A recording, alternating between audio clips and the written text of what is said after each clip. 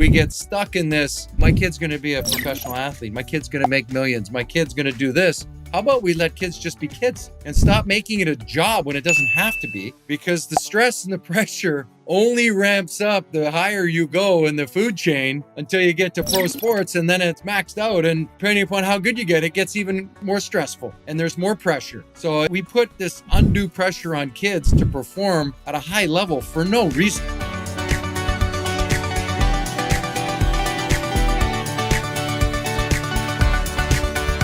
I was mentioning to you that in Florida and maybe where you live as well, youth sports has completely changed from when I was growing up and probably from when you were growing up, because kids sports now, they're the whole year. So there's no seasons and there's no seasonality. And I'm sure given your career, people come to you and always ask you these questions about, mindset and what kids need to do and how to deal with young little athletes. So I wanted to start there and get your view on the world of kind of kids sports. I'm a big proponent of free play, meaning no structure, especially the, young kids,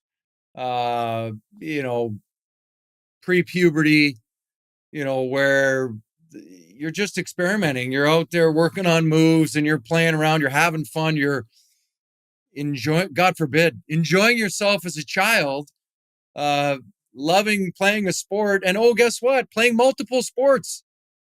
Shocker. Wouldn't that be amazing that we don't become China and stick to one sport? How do you know when you're 8, 9, 10 years old, what sport you're going to love? Some of the most athletic, some of the best athletes to ever play sports are multi-sport athletes. And so from learning the proprioception of your body and each sport uses different muscles and things within the kinesiology within your body.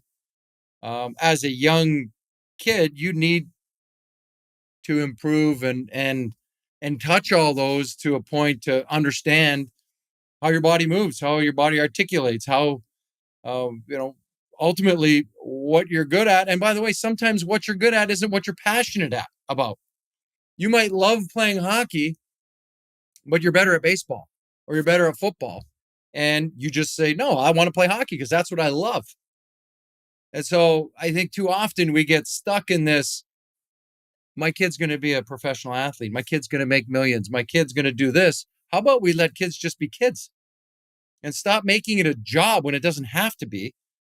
Because the stress and the pressure only ramps up the higher you go in the food chain until you get to pro sports, and then it's, it's maxed out. And depending upon how good you get, it gets even, more stressful and there's more pressure.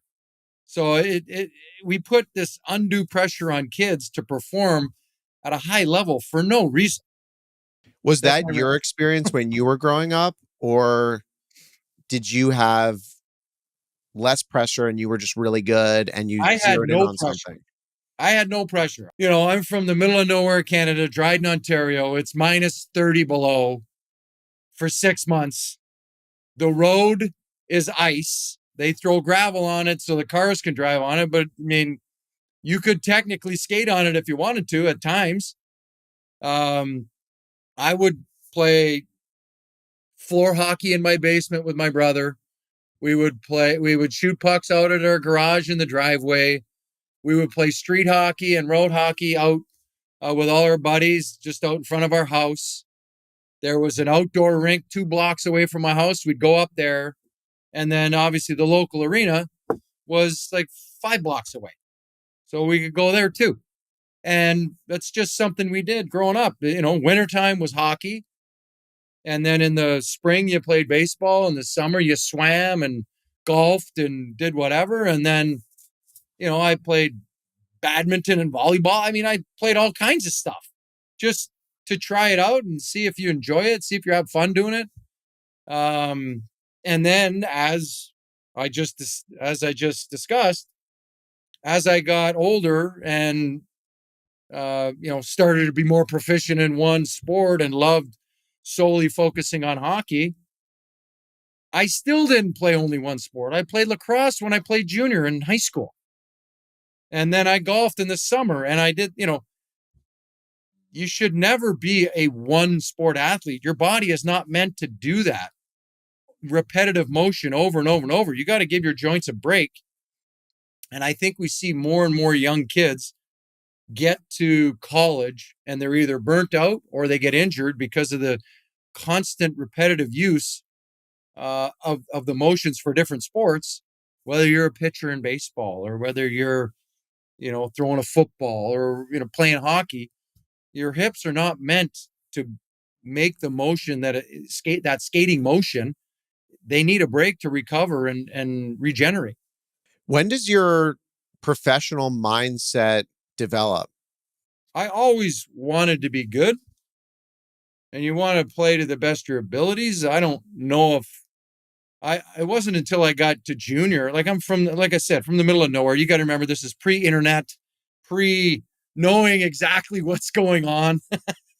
So I don't know how good I am. I don't know how you stack up against the alleged best in the country. You never play against them. It's just, you play in your own little town in your own area, and you play amongst all those kids, and you're pretty good up there, but you don't know how you stack up. And then once I went to a couple tournaments down in Toronto in the GTA, where hockey hotbed, you're able to compare yourself against these guys that are talked about as, oh, he's the next this or the next that. And you're able to kind of see how your game compares, how you match up. And I went and played junior and junior B in Stratford and played against these highly touted, highly rated prospects that were going to be drafted into the Ontario Hockey League. And you're playing against them the whole year. You're like, oh, I mean, you're just as good as they are. And you're being talked about in that realm.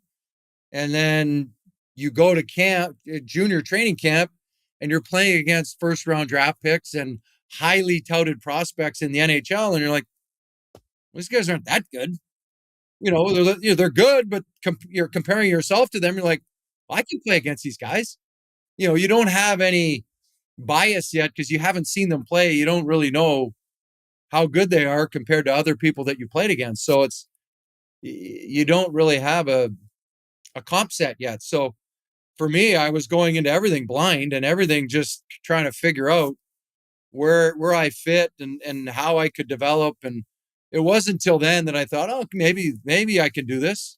Maybe I can be a pro.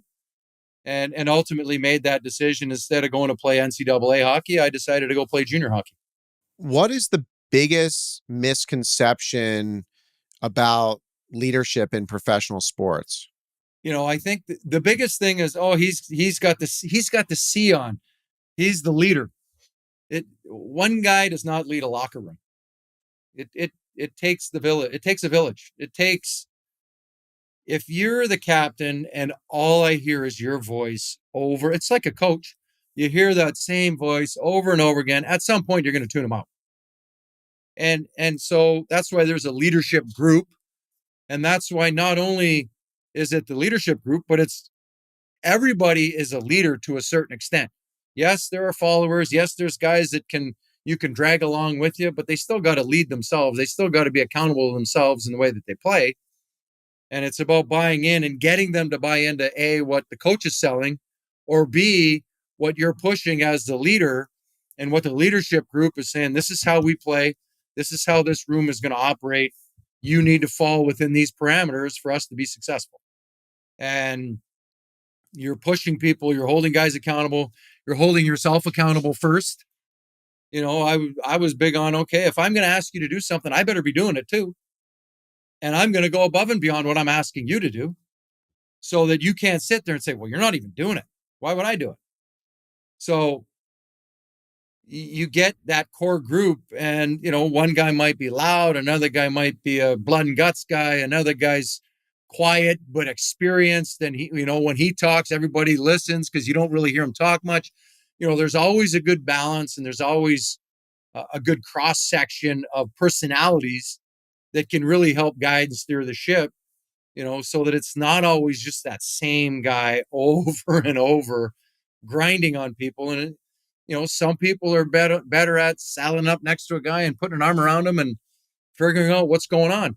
Is there something outside the rink that's a distraction? Is there something going on?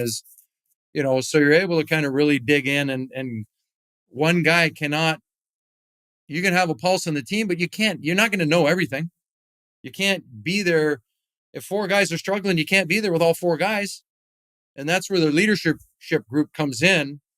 And ultimately the captain gets a lot of the blame and he gets a lot of the praise, but it takes the collective group to really excel and take it to that next level. Your career was really long and incredibly successful in the Professional Hockey League. Where did the drive for an intentionality to have a long career come from?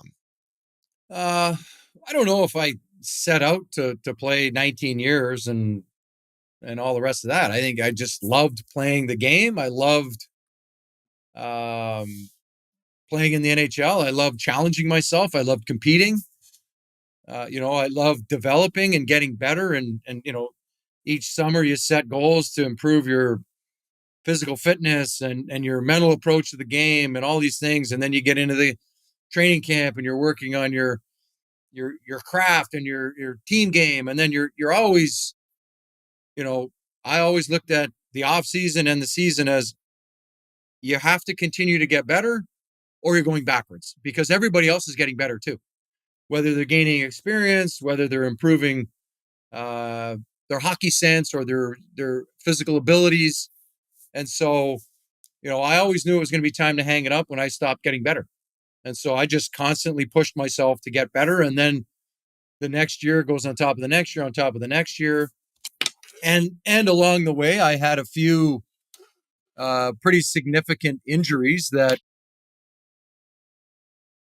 were potential career wreckers or enders. And, you battle through those too, but you continually work on your game and try to improve. And, that's part of being a leader too, is continually improving as a player, as a person, as a leader. Do you think that having the beginning part of your career being in professional hockey was at all like a disadvantage for what you're doing now? Or do you look back on it and say like, it was tough to transition to what I'm doing now because of my hockey career? I would say it was a blessing and a curse. And I say it was a blessing because when you play a professional sport, you learn how to be a good teammate. You learn how to work together. You learn the value of hard work and discipline and structure and all the things that are not unique to great organizations and great businesses.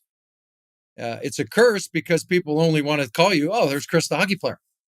There's so and so. Oh, he's a basketball player. Oh, he's a football player, and it's such a small part of your life and a small part of who you are that if you don't push away that stigma of, oh, he's an athlete, and oh, he's just a dumb athlete. Oh, he's just this, he's that, and they don't get to know you. You may play with reckless abandon and play like a crazed animal out there, and that might be how you play. But then, they don't know you off the ice. They don't know who you are really. They just know the persona, or as I like to call it, the alter ego of how you played the game. Is there a similarity to that and your business career? Do you have a persona now, or is it completely different? It's completely different. I think because of my size, when I'm in a room, people are intimidated to a certain extent. You can tell I played a sport of some sort. I'm tall, I'm in good shape. So people automatically think, oh, you must have played a sport. I typically get, did you play basketball? I'm like, no, I can't jump. But, I think for me, it's more about being disarming and trying to alleviate me hovering over top of people and having the resume I have. And, they want to talk about that, but they don't want to talk about exactly why I'm there and what we're talking about. Whether it's business or an investment or what have you. And so, it's a nice opening line, but after that, let's cut to the chase. Let's talk business and let's do what we're doing here. So again, it goes back to it's a blessing and a curse at the same time, and how you participate in the conversation and try to steer it away from your career and steer it back to why you're there. Okay, great, we're talking about that, but let's focus on this. I didn't come here to talk about myself. I didn't come here to talk about my career or my former profession. Let's talk about this right now. How did your passion for investing start? Well, I was a millionaire at 18 years old, and I needed to figure out exactly what I was going to be doing. I don't know any 18-year-olds. Well, I shouldn't say any, but very, very few that have any clue or semblance of what to do when they're successful and get that type of money at that age. And so I had great people around me, and my dad was an accountant, my mom was a teacher. I lived my first year in Hartford with a family that are dear friends, and he helped guide me as well, and kind of put my money over here, and I bought a Ford Explorer. I needed a car when in Hartford, so I bought a Ford Explorer. It wasn't. I'm tall, so I wasn't going to be buying a Ferrari or a Porsche or any of those things. Plus, I was in Hartford, so I needed something to get through what snow we did get. So I needed to be smart in that regard. So, it just you're going to make mistakes along the way. I was fortunate enough to have a really good semblance of an understanding of money and an understanding of what it can do. I'm not going to say I was proficient in any sense. I made my fair share of mistakes. There's lots of things that I would change, but there's also a lot that I wouldn't change. And that also becomes the dynamic, and you play that what if game. Well, if I didn't do this, and you can go back 1,000 steps and start playing that, and things happen for a reason, and they're all learning experiences. I was fortunate enough my first 2 years in Hartford, I played with Brad McCrimmon. I was 18 and 19 years old, and he was 36. So my dad was 40, whatever, early 40s. So, he could have been my dad. So it was a valuable learning experience, but something that I look back on, and he walked me through how my career was going to play out.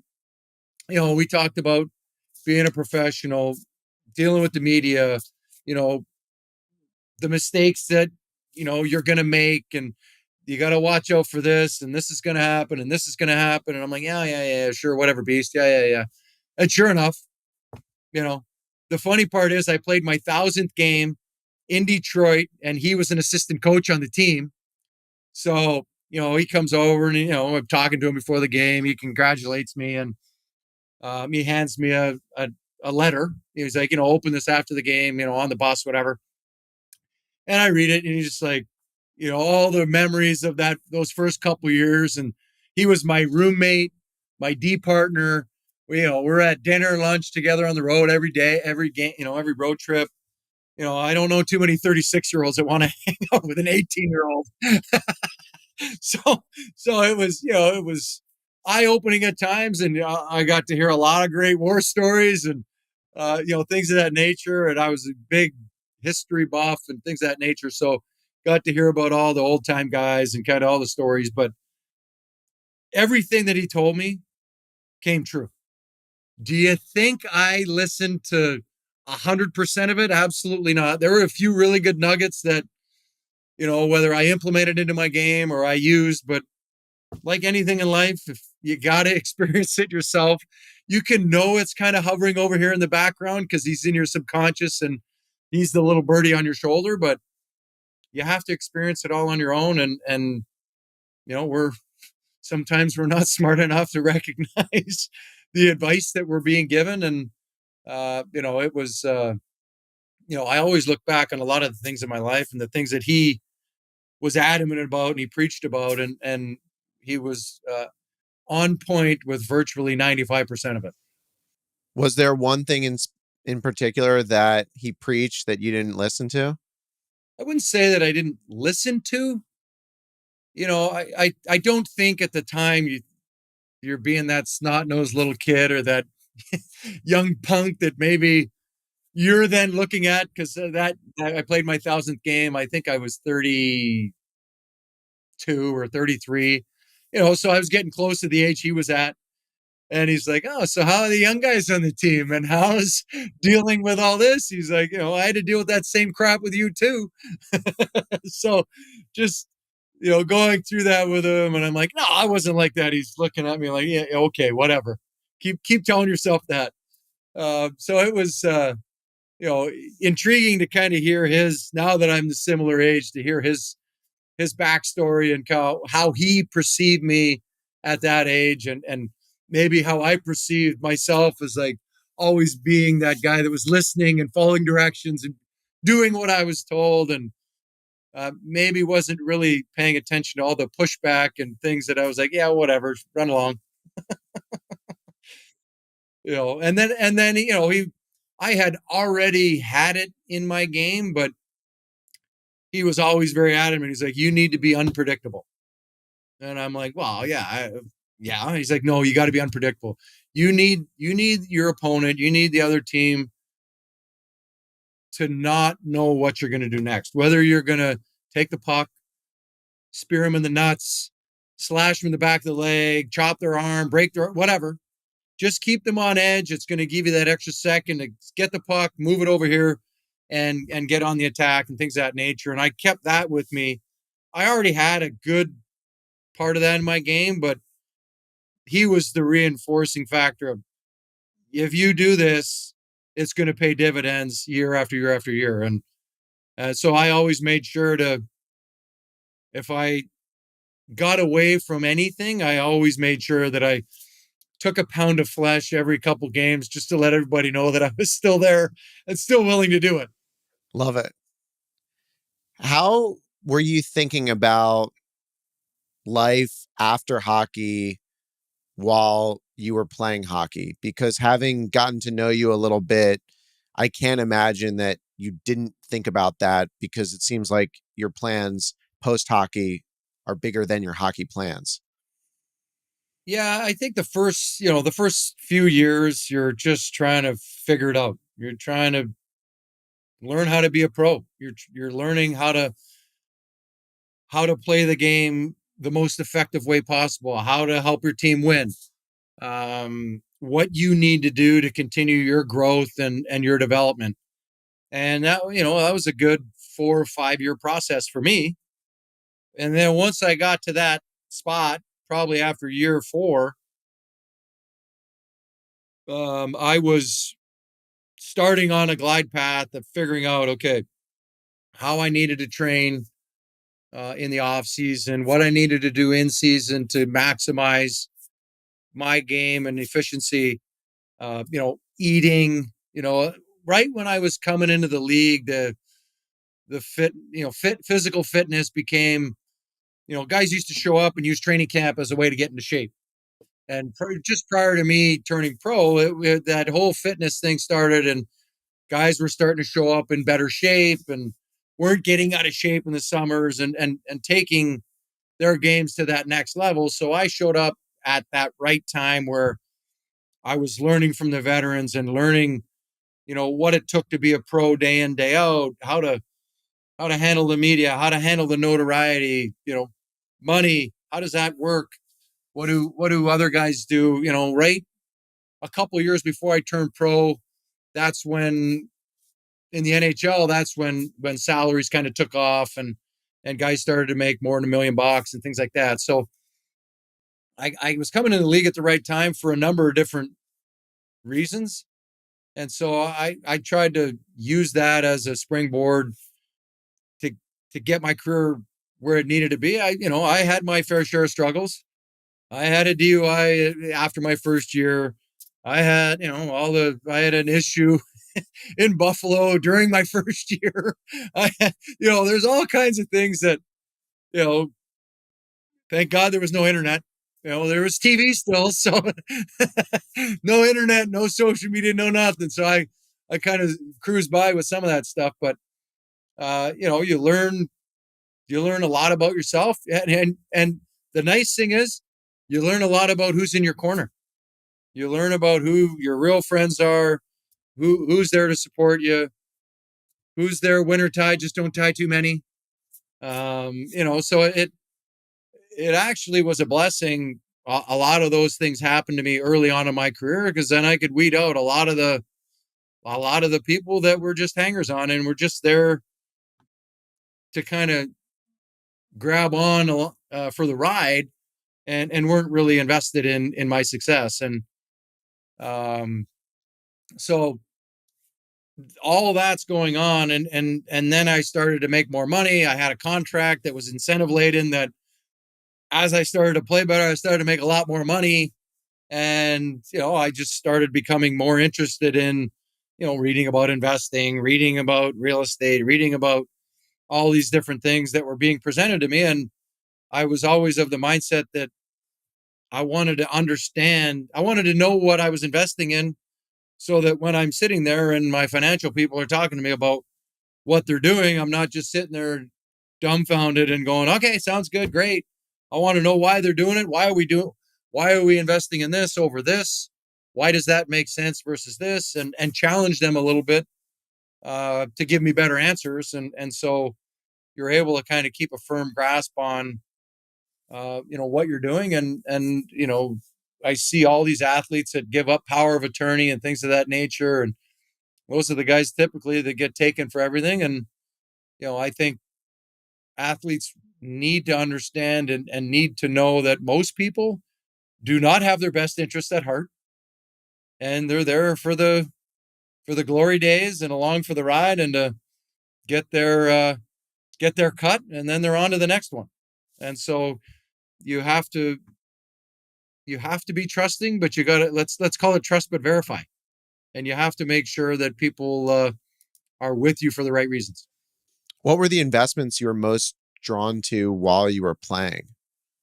Early on, you're investing in the stock market. I'm 18, 19, 20 years old. It's all going in the stock market. I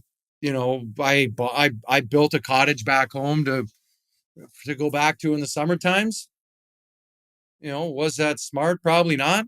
But though, whatever. Those are things like, you get something in your head and you're like, no, I want to have my own place. I want to have, it's just, for whatever reason, we want to do what we want to do, and nobody's going to tell us otherwise. Was it an efficient use of my capital? Probably not. Could I have done a lot better things with it? Probably, but it served a purpose, and in the long run, maybe kept me out of greater trouble. But I Being think, off in the woods?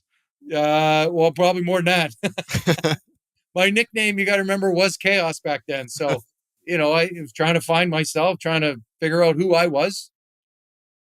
You move away at home from 15, and you're playing hockey and playing a sport, and you're trying to figure out who you are. You're being told you're Chris the hockey player, you're a dumb hockey player, you're this, you're that. You get hit with the stigma of being an athlete, and you're trying to figure out what you are outside of your sport, and who you are and what you're all about, and what your values look like, and things of that nature. So you're doing a lot of soul searching, and trying to find out what your real identity is, who you really are. It's not easy being in the spotlight, so to speak, and trying to figure out who you are and what you're all about. And so the first few years was really more about, I was playing and doing that, but in the summers you're training, but you're also trying to figure out who you are, what you want to be all about.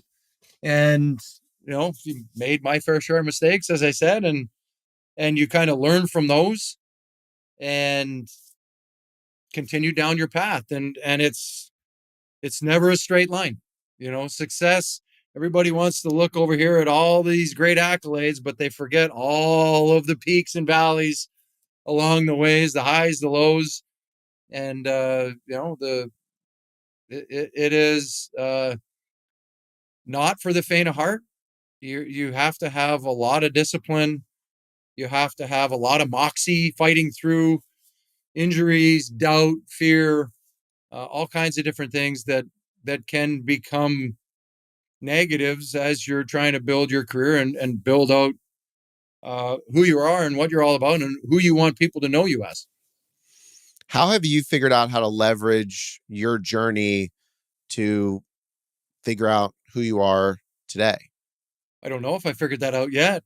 I think the biggest thing that I can do is when you meet, people know who you were as a player, which is the persona on the ice, as we talked about. That's your alter ego, and then who you are off the ice. And a lot of places they don't know who you are because they don't know you. They only know that person that played a sport, and they've only really seen you talk with the media, which can be terse at best, depending upon where it is and what they're asking you.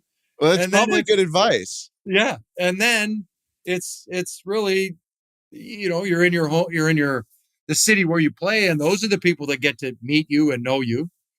And so it's really more about how you invest in the community where you live, how you give back, um, how you act, meaning, you know, are you walking around like you think your shit don't stink? Are you, walking around oblivious to the world and oblivious to everybody else around you?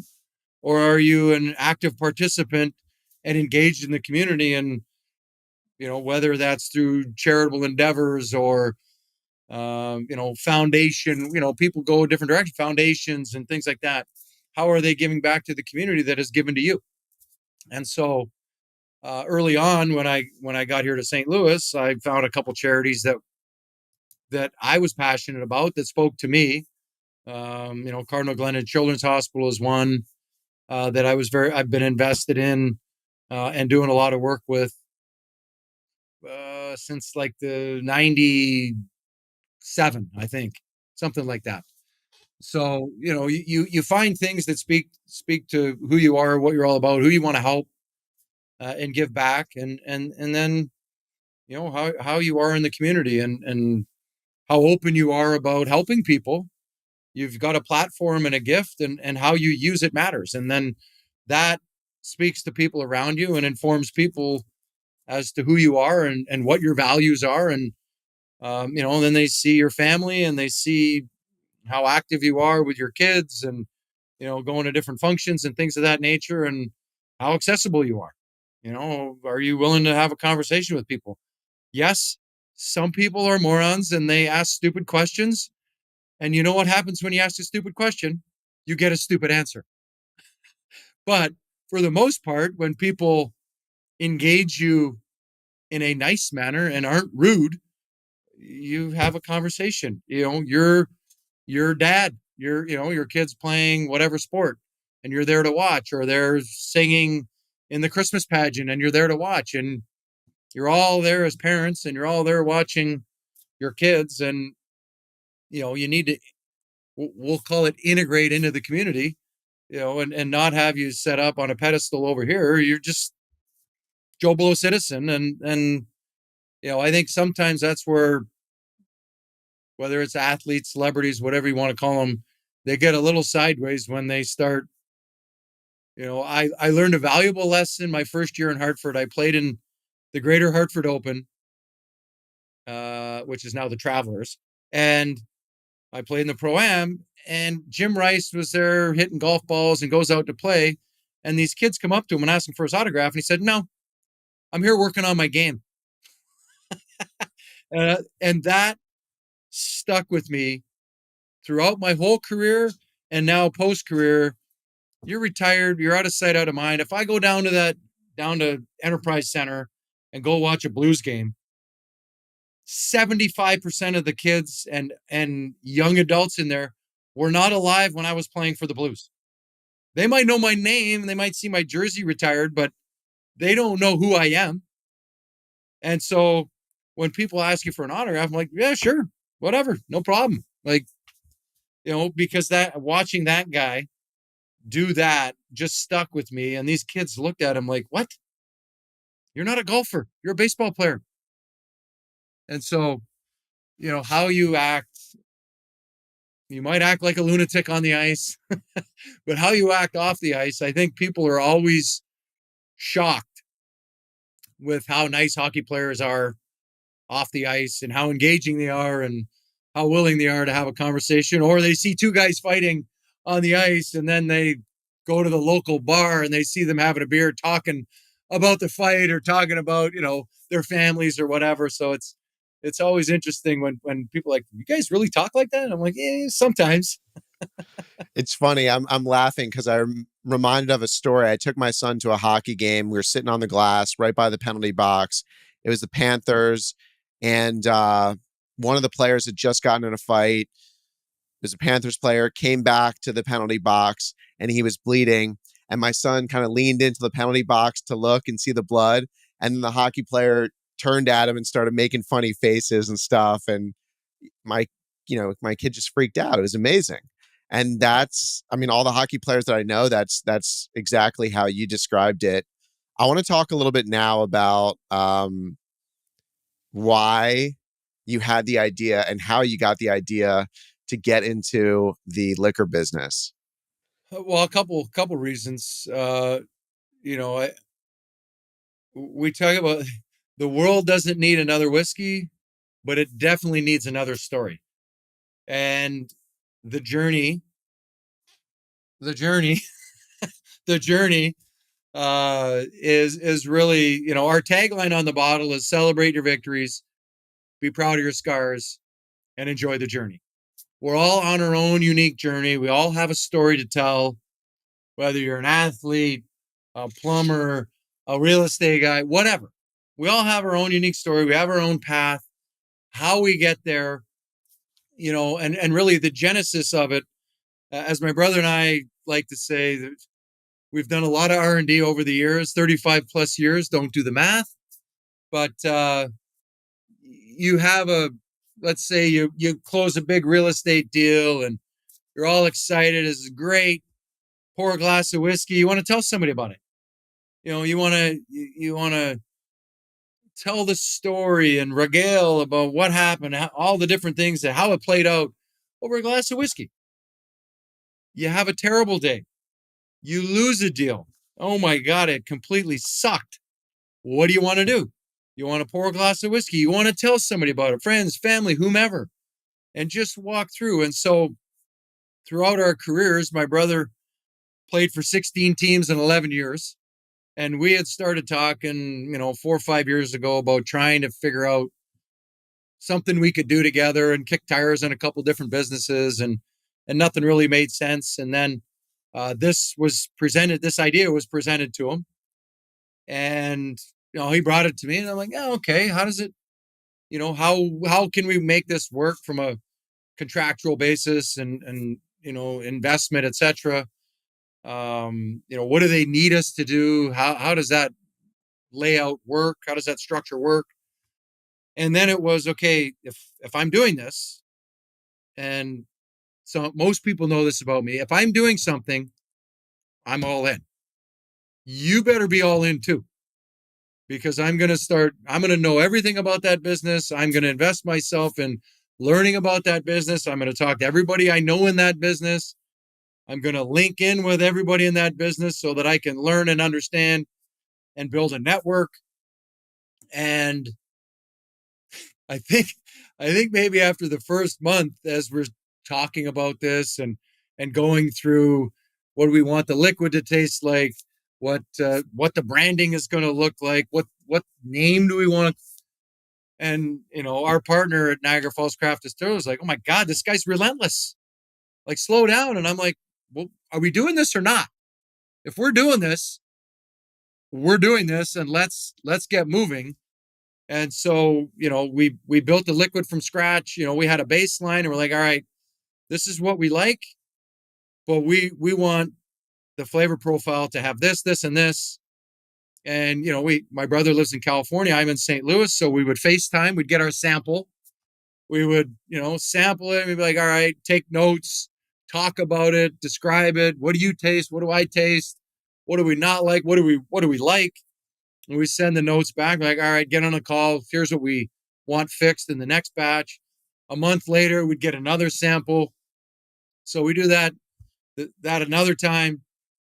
Then we get to the third iteration and we get on FaceTime, take a sip, look at each other and go, this is exactly it right here.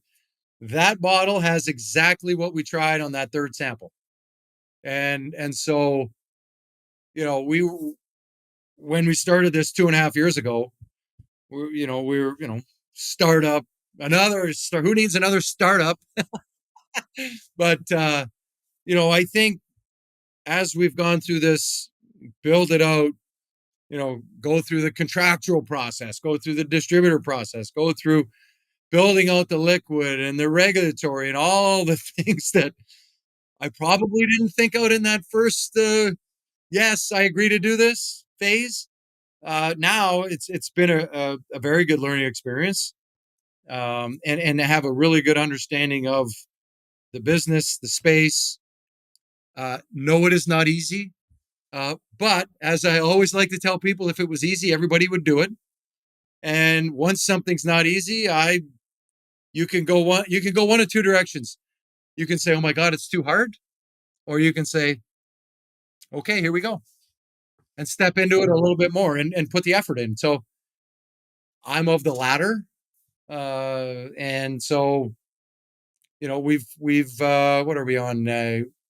Live 8 months now in the marketplace. We're in Missouri, Southern Illinois. We're in New York. We're in Ontario. We're in Alberta. And we're just getting ready to roll out in Texas. So those are our 5 core markets that we want to focus on. Those are 5 markets that Canadian whiskey is very big in. And so, and obviously, Texas is massive. New York is massive. Ontario is the number 1 seller of booze in the world, and Alberta is another big market. So, and Missouri is where I live, so I can have boots on the ground, and I'm here most of the time, so I can be in places and talk to people, and get feedback and testimonials. 100%. What's the most important factor that you've learned in having a successful Canadian whiskey business, or really adult beverage? I think they're probably all the same key factors. For the most part, they are almost all the same. At the end of the day, it's liquid to lips. It's getting people to try your product, getting it in their hands, letting them make a decision on whether they like the product or not. Is it good enough? Does it speak to them that it's going to replace whatever they currently drink? And it's just, that takes time. That it's just an arduous process that takes time. And it's, it's one consumer at a time, one store at a time, one restaurant at a time, one bar at a time, it just takes time. And as you grow, you're able to market a little bit more. You have more dollars to throw behind marketing and, investing back into the company and things of that nature. So, we have a good system, we feel, to invest back into the company, and everybody is on the same page. Everybody is of the same mindset, which is great, and which was a big part of that initial conversation and formulation of our business structure and how we were going to run things. And I think we're set up for success. It's just like anything else. It just takes time. And once you kind of get your foothold in somewhere, you then got to branch out and just continue on in that process. One house at a time, one county at a time, one state at, just one city, one county, it's just ever evolving. And so, we're excited. It's, but it's work. And what isn't? At the end of the day, it's all work. Brian Rosen from InvestBev told me that Tito's didn't fully take off until they kind of changed around their branding, and I think they wrote like handcrafted in USA or something like that, and then it really started to take off. Handmade and gluten-free. So how intentional were you about the branding, and what was your branding story? Yeah, it's really more just about the story and how invested we are in everyone's journey. My journey is unique to me. Yours is unique to you. And really just telling those stories and being a part of it is really what the journey is all about. And the more we can get in front of people, and, my brother and I are starting a podcast. You're on the list. Don't you worry. Because we want to know about your journey. And as it's not only about athletes, like I think that's where people get a little sidetracked. It's not about an athlete's journey. It's about everybody's journey. Everybody has their own unique story in how they got there. I was up in Toronto this past weekend doing a few junkets for the journey. And in the process, I ran into our old team president in Philadelphia, Peter Luco, who's had an incredible journey. And we're going to have him on the podcast.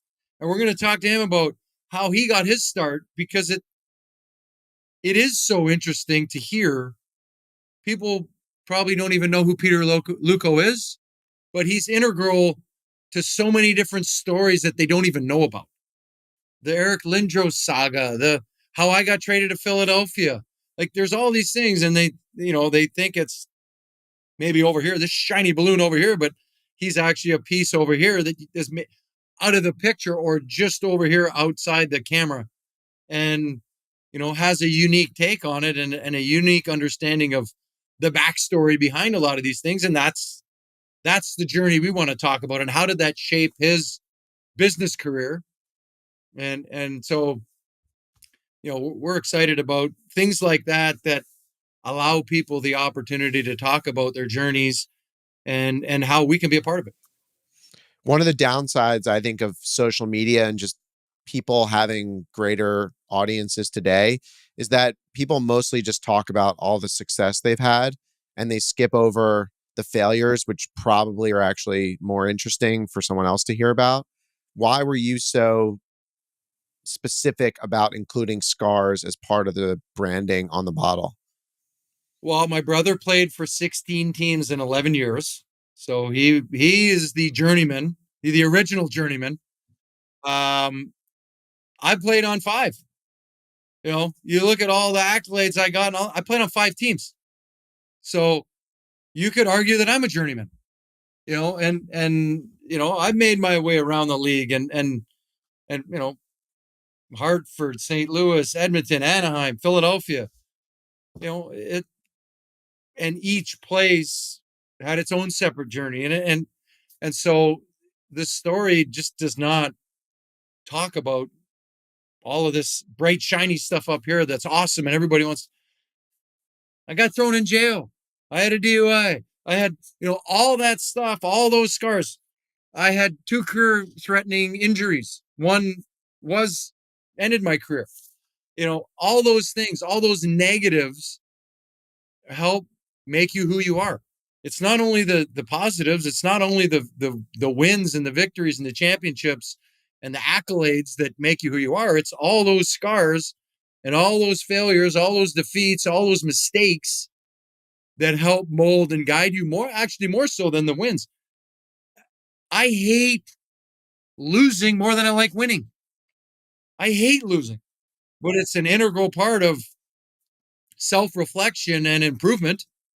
Is you're gonna lose, you're gonna fail, and what you do from failing, what's the saying? Get knocked down 7 times, get up 8.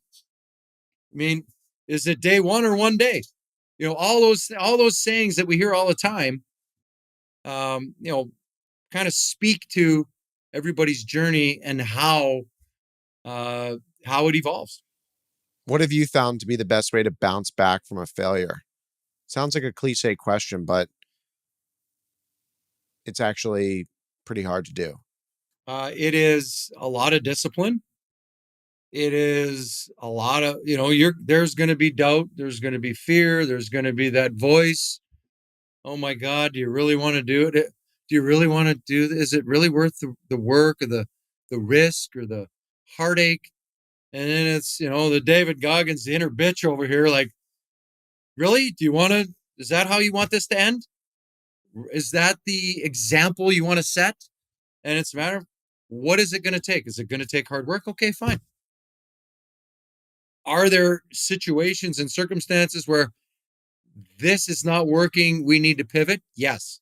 Is there situations where this does not work, we need to shut it down? Yes.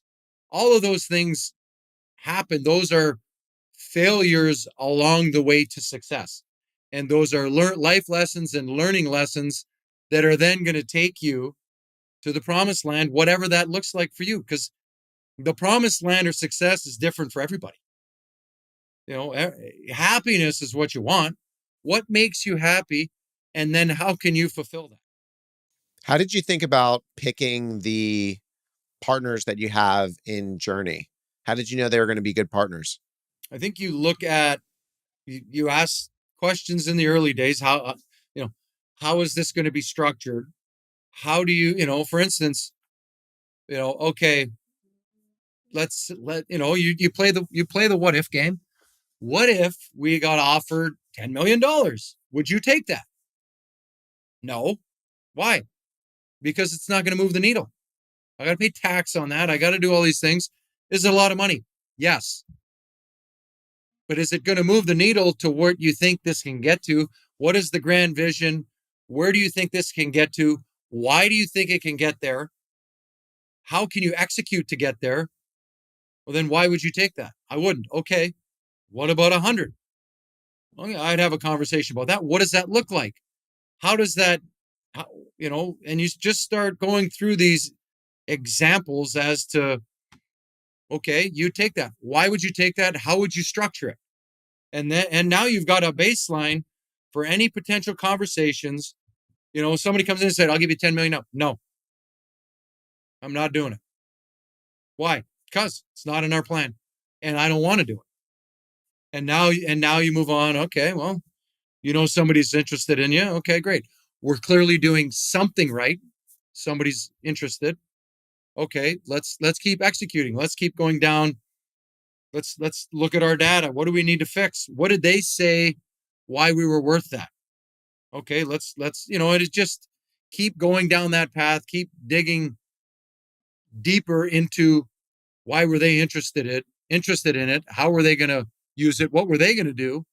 And then keep moving forward and adapting, and hopefully you get to your number. A lot of times when you're negotiating a contract, everyone always says, yeah, this is in here, but it's never going to happen. This is never going to come up. I actually think the best question is, or the best scenario is exactly what you're doing, like gaming what would happen. And not just saying what's never going to come up. Ask them what would happen in that situation. I listened to Brian talk about the private equity part. Yeah, great. All right, private equity is going to come in and invest. Well, now you got to take it up to here. Yeah, but I don't want to do that. But now you got to, because that's their playbook. And so you have to be very detailed and understand what all that looks like. Do you want a partner? Now you got somebody else looking over your shoulder. Well, why are you doing that? Well, this is why. Well, no, but you should do this. Well, how do you know?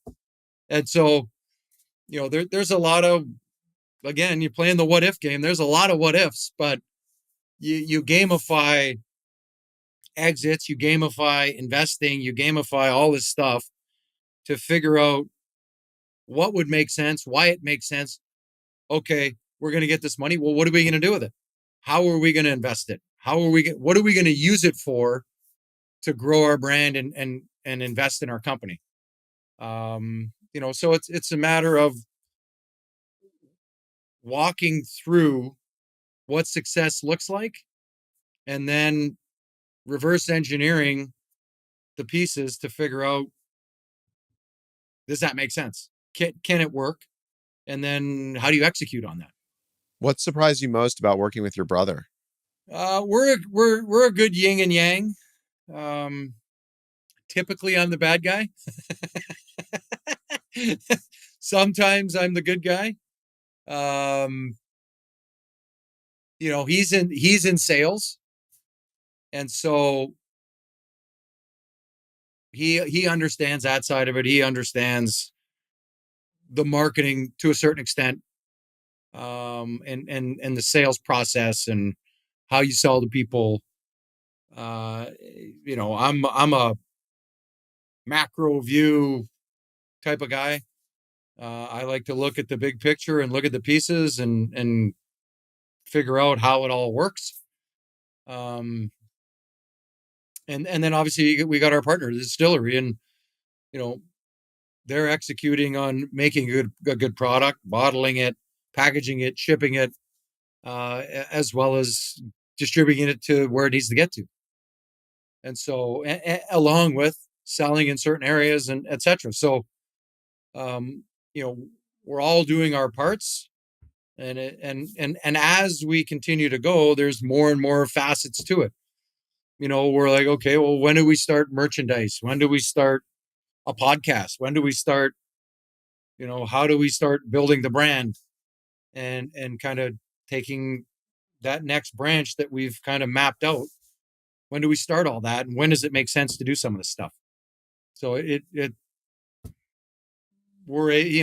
been around long enough. He's a couple years older than me. He's an old bag of dirt, so we can kind of map out and divvy. You can't be in all these places at once. He's going to go here. I'm going to go here. We can do this together. And just kind of map out what we can and can't do. Do you feel like you have a huge competitive advantage by focusing kind of like grassroots social media, leveraging your personality, doing the podcast, being on Twitter, going on Instagram in order to sell this stuff? Because it's like super boots on the ground. Like that's how you sell booze. It is. It 100% is. And yes, there are a bajillion celebrity whiskeys and this, or celebrity spirits, I should say. This is not a celebrity brand. This is the journey. Yes, my name is on that bottle now, but the goal and the long-term vision of this is the brand, the journey. It is about investing in people's stories and telling it along with a glass of whiskey and building out that brand, the journey, to bring people along for the ride and to get people invested and interested in all walks of life and people's stories and why they're interesting. What is so interesting about Peter Luco? Oh, well, let me tell you, he did this and he did that, and he was a part of this conversation. He was in this boardroom and he did that. I mean, the stories he can tell, people will be shocked. Oh my God, he was there for that. Oh my God, he was there for that. I mean, it's I'm very interested in doing this podcast with him because I want to know these stories too, because I know some of the rooms that he's been in. So I want to learn and along that way you hear about his journey and you're able to really kind of I'm a visual guy, listen and visualize things, and I would watch players when I was growing up and I could see kind of things that they were doing and I would try to implement it into my game if it made sense. And just by watching and seeing and having an understanding of why it worked and how it worked, I would implement it into my game. And I'm the same thing with business. Why do people look at things a certain way versus this other business person? And reading a lot of books and having an understanding as to best practices and why you need to buck trends, why you need to go against the grain. So it's I think, as I said, the world doesn't need another whiskey, it needs a story. And ours is a great one. What other brands are you inspired by as you think about Journey? You look at a lot of the different celebrity brands that are out there. You look at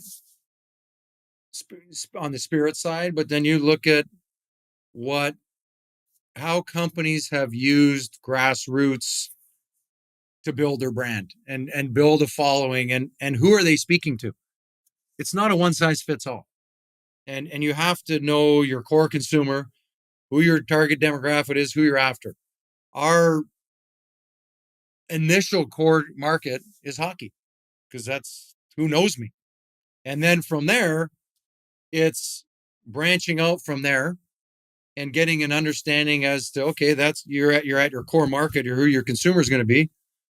Why are they going to choose to drink the Journey over something else? Okay, and then the flavor, how it sits, and then B, how you're marketing to them, and how it speaks to them, how it makes them feel. Like anything, marketing, how does it make you feel? Are you proud to be a consumer of that product? I mean, ultimately, that's what anyone does, and that's why you have all these crisis managers. Whenever something bad happens, they swoop in and they try to change the conversation quickly and try to manage expectations if there's an impending disaster. I mean, we could look at Boeing as a prime example. How do they change the conversation from a door falling off midair? I mean, holy shit. Well, I think they changed it when a tire fell off another plane, but that wasn't a great story to pivot to. Yeah, exactly. Exactly. So it's, I think you have to know who you're speaking to, why you're speaking to them, and why your product is a fit for them. And clearly, whiskey and hockey are synonymous with one another. So that's our core demographic. And then from there, we are going to branch out and expand and continue down our path.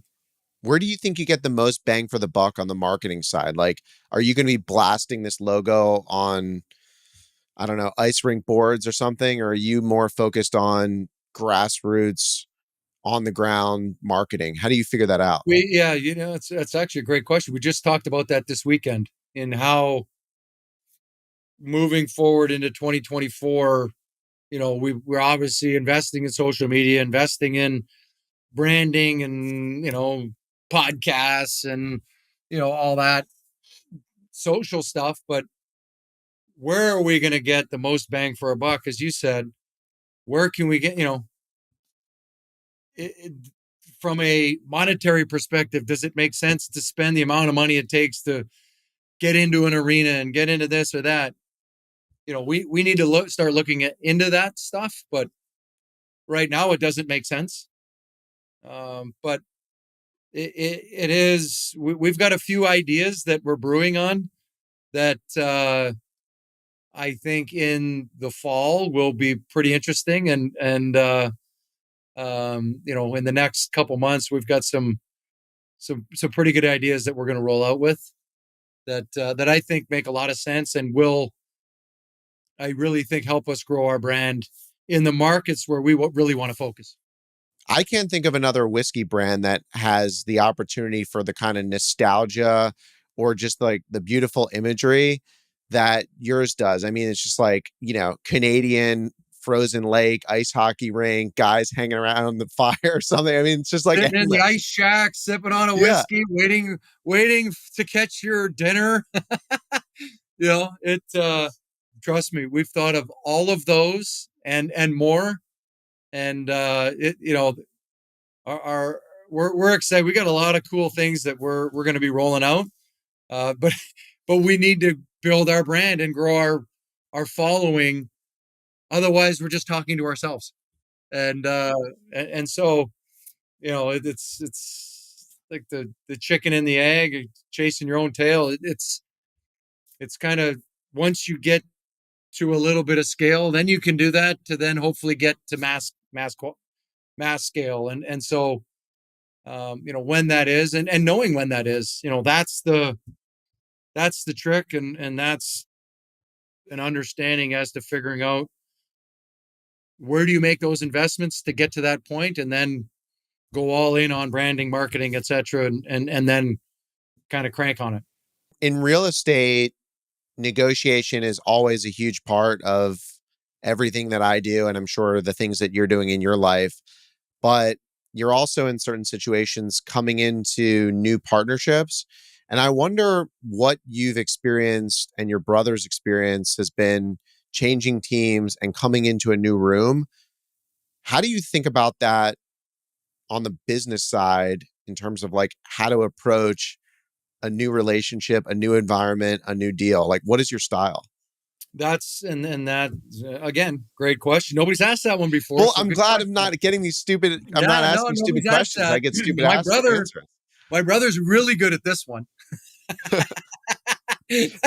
16 teams. He's moved around a lot and needed to make new I'll friends ask him on quickly. the podcast. Yes. Yeah, exactly. It is not easy, especially when you may be me and you're hated by everybody. And then you go into a new room.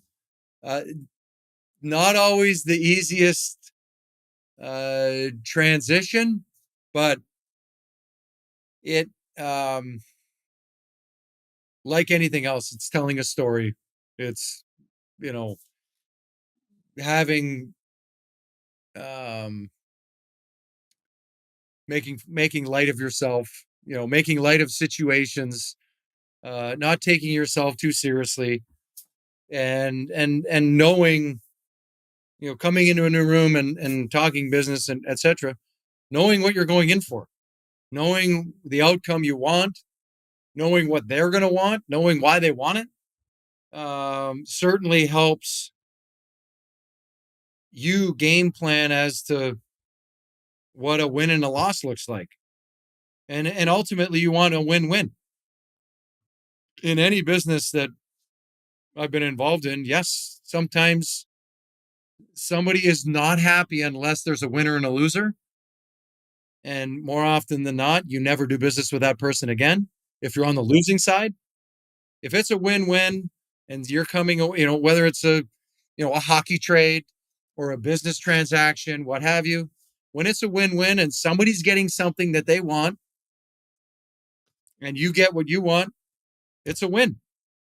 And so finding out what that is and having a unique understanding as to the leverage points and how that plays out and why it may work that way helps you, again, reverse engineer and game plan for that situation.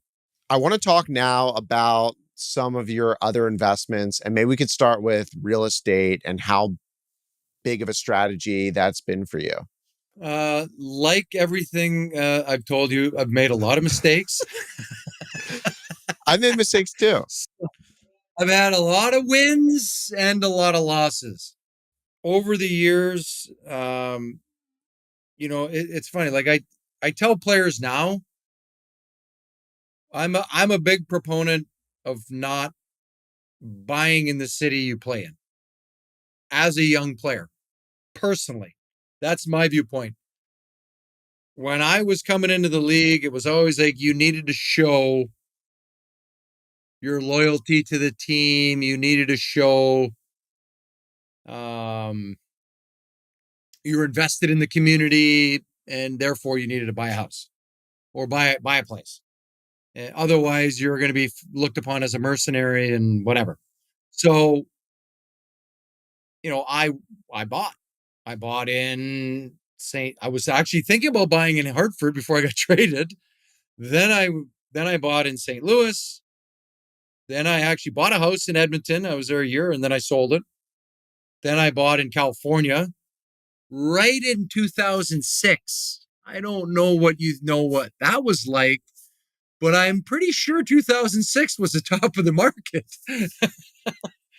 So you can only imagine. And then I got traded in 2009 out of California. Something in between 2006 and 2009 happened. The great financial crisis. That was not good. That was not good. I believe the three letters are GFC. Yes. So not good. And had a number of investment, had housing investments, and then, other commercial real estate investments that did not end well, and learned a valuable lesson that I already knew, but that only reinforced it. And from that, like every other loss, failure, defeat, whatever you want to call it, created a checklist or thesis on investing. And from that, understand who you're investing with, meaning, are they good people? If I had to do a handshake deal, would they be able to do it? Would they hold up their end of the bargain? We all need legal contracts. We all need the lawyers to do all this stuff. But at the end of the day, you're investing with the person. Are they upstanding and are they trustworthy? Um, you know, does the deal make sense? What is the fee structure? Some of the deals that I was looking at were insane. Some guy was, I had a group of people asking for money, and again, it didn't necessarily, it wasn't targeted at me, but it somehow got on my desk. These guys were buying 300 acres of land in Arizona, and they were taking a massive fee and putting in zero. And I'm like, well, how's this make sense? Like, who's going to do? Oh, sweat equity. I'm like, oh, great. Or I would get deals like, hey, here's this, strip center. I would know the person. I'd be like, oh, here's a strip center. I'm like, oh yeah, it's okay. I know it. Yeah, interesting. Okay. We need 500 grand by Friday. It's Wednesday. Why are you asking me? Like, give me a break. And so, as you go along, you just be like, no, no. It's a hard no. No. If you have something tangible that doesn't have a 48-hour investment window, then bring it and I'll look at it. Like, the more deals I look at, the more deals you can look and see, it's experience. That's a good deal. Why did I invest in that? Not that. Did it work out? Why did it work out? And then you keep adding to your investment thesis and your checklist as to why you do certain things, so that now you can just go off that checklist and go, this fits all the criteria I'm looking for. And it can be a hotel. It can be, an industrial property. It can be an office building. It can be whatever.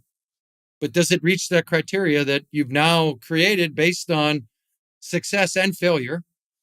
And, maybe I started that too late, but we got it now and it works. So, I invested in a Holiday Inn Express back in my hometown that did very well.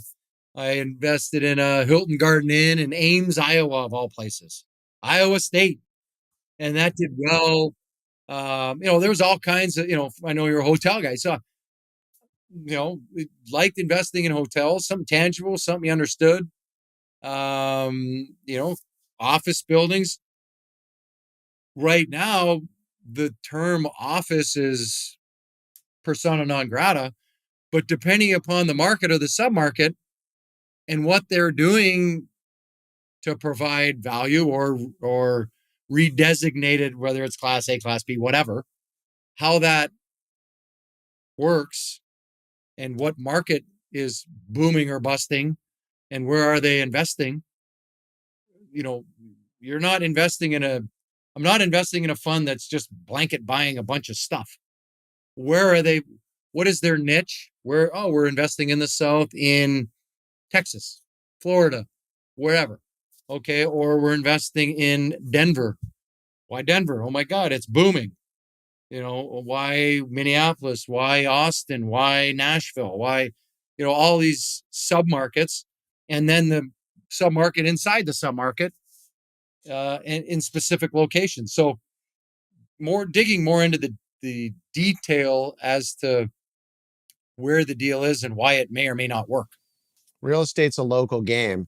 I haven't really talked about this, but we've always been a hotel investor. I've always invested in hospitality, but recently got our first industrial deal under contract that we're closing on because it's a strategy that I want to grow out in a very, very, very specific market, like east of I-95 in Fort Lauderdale, Broward County, because it's my backyard. My wife owns basically the largest industrial property in the area. So we know this little pocket well. And there's something to be said about like a hyper focused strategy. Maybe that strategy evolves into be something wider, but at least initially, that's given me a lot of conviction that, yeah, sure, we don't have a lot of experience in industrial, but we've been investing in the hardest real estate asset class for the past, 30 years. We can figure this Well, one you have a out, but I unique know the market. understanding of that specific market too. Yep. And your journey takes you by there all the time. 100%. 100%. And that's the biggest reason why we have conviction, because what I've seen in the market throughout my journey and my time being here in South Florida. And now we've come full circle. Yeah, I think that's when people are, I'll just put my athlete hat on. When you're an athlete and you're picking investments, sometimes you don't know what you don't know. And you don't have time to fly around all these places. And, again, when I first started, there was no Zoom. There was no internet. There was none of this stuff. We wouldn't be doing this right now. We'd be on the phone, and you probably didn't have a cell phone. I barely had a cell phone, and it was this big. And I probably didn't even need that. I probably didn't need that. So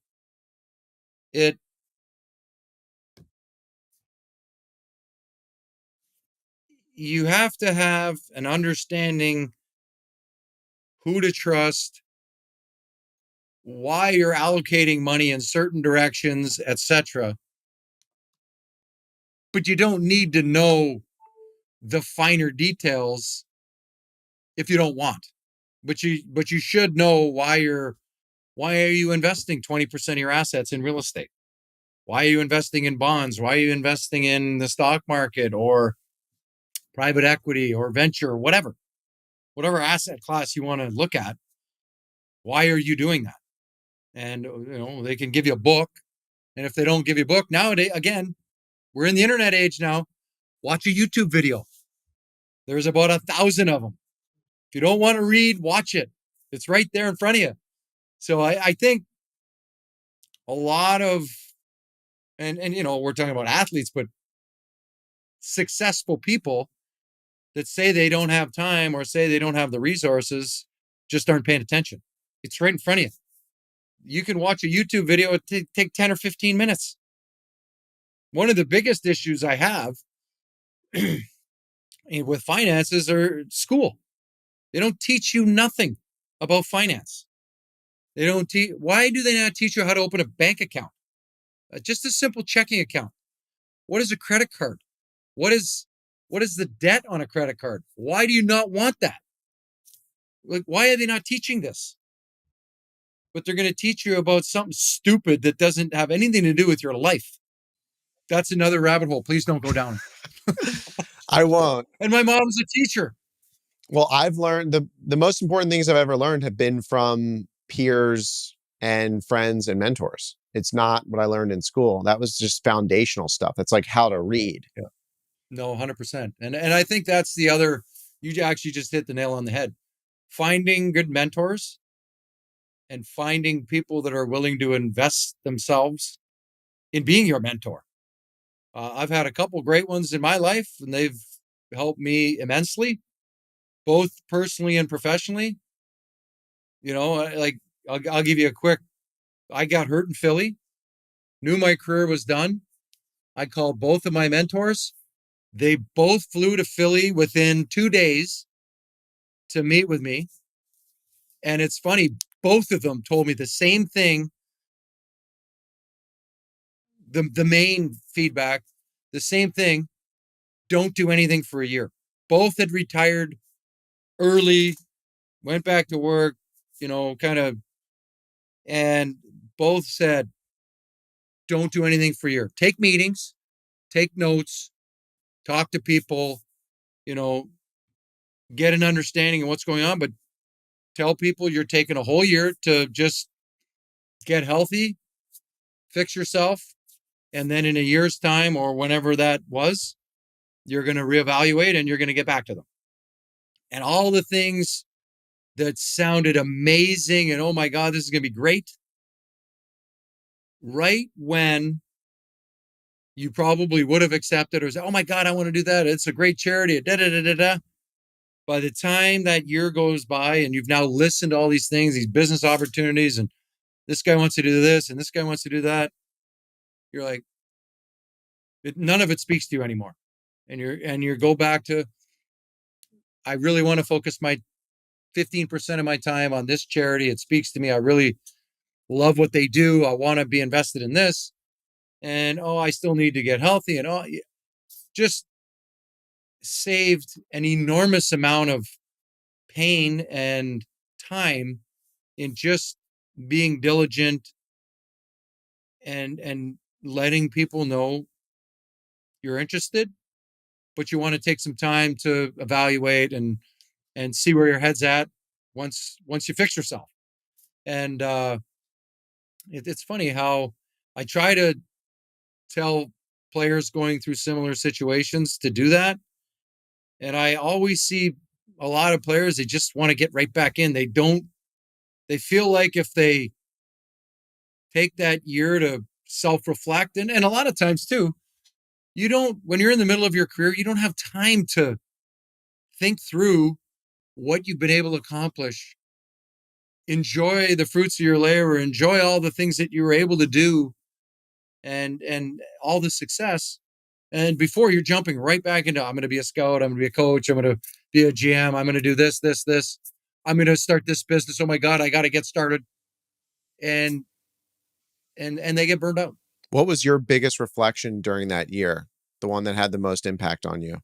I think just being diligent and taking your time. I had plotted out a career arc when I first turned pro, and I signed my first contract. Once I got established, second year, I mapped out with my dad. All right, what do I think my career earnings are going to look like? What do I need to live on? How do I need to live? And kind of, like everything else, reverse engineer. And it was amazing just how the rocket ship of career, contracts and salaries and everything was just escalating and going crazy during my time in the NHL. And what we mapped out was not even close to what I got to. And, I think, but then that also, unfortunately, puts a target on your back as, people, you don't know who to trust.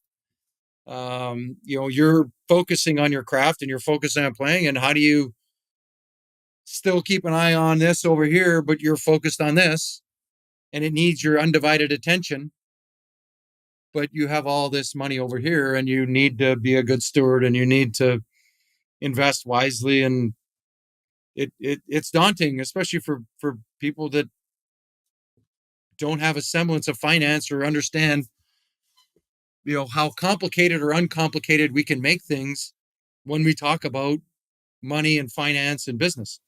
Chris, I asked all the guests on the podcast the same closing question, and your answer, I'm putting like a massive amount of high expectations on, because your wife is a luxury travel concierge. And if your answer is not, up here in the top 3 of answers we've gotten, it's going to be upsetting. So what is your favorite hotel? There are a couple for different reasons. Rosewood Miramar Beach, just was at Montecito, Santa Barbara area. Incredible hotel, service. I mean, just great beach out front. I mean, it's a beautiful hotel. They did a great job on that. I would say Kalesma Mykonos, little boutique property in Mykonos. I think they got 27 rooms. Just the 27 identical rooms. Every room is the same, and it's not a room; it's a suite, or like separate little 1-bedroom villas. Incredible, overlooking the bay and the water, Ornos Bay, looking straight across at Santa Marina, Mykonos property. Fantastic place. Let's see here. What else? Where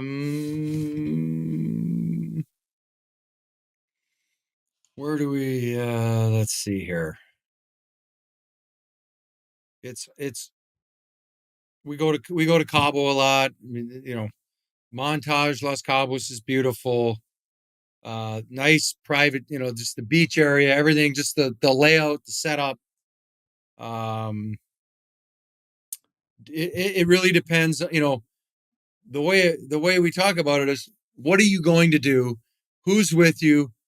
You add in all these little details, and then that funnels into that a certain property as to, all right, you're with your kids, you're going here, and this is why. Here's the layout. So, there's obviously a ton of properties. We love the Four Seasons there. It's up in the East Cape. So it's up north of the airport versus south where Los Cabos is.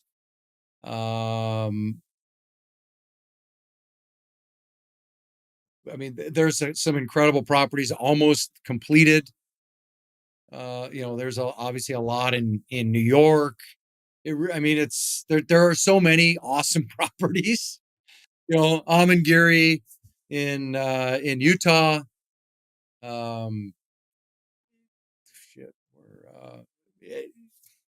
I could keep going of ones that I'm like, wow, they hit it out of the park. That is a killer property that, depending upon what you're looking to do, it's an absolute home run.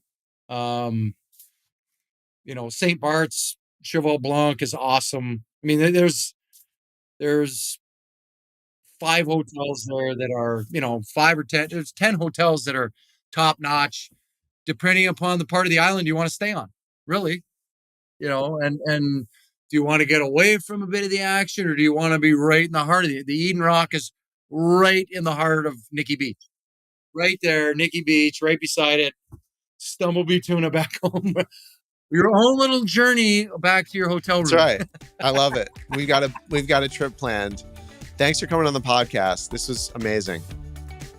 Thanks, Jake. Appreciate it. Hey, everyone. It's Jake here. Thanks again for joining me on this conversation. Be sure to subscribe on Apple Podcasts, Spotify, or YouTube. Lastly, don't forget to follow me on Twitter @JWurzak. I'll see you in the next episode.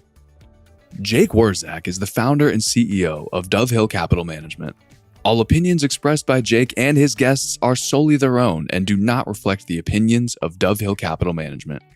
This podcast is for informational purposes only and does not reflect or represent real estate, financial, or investment advice.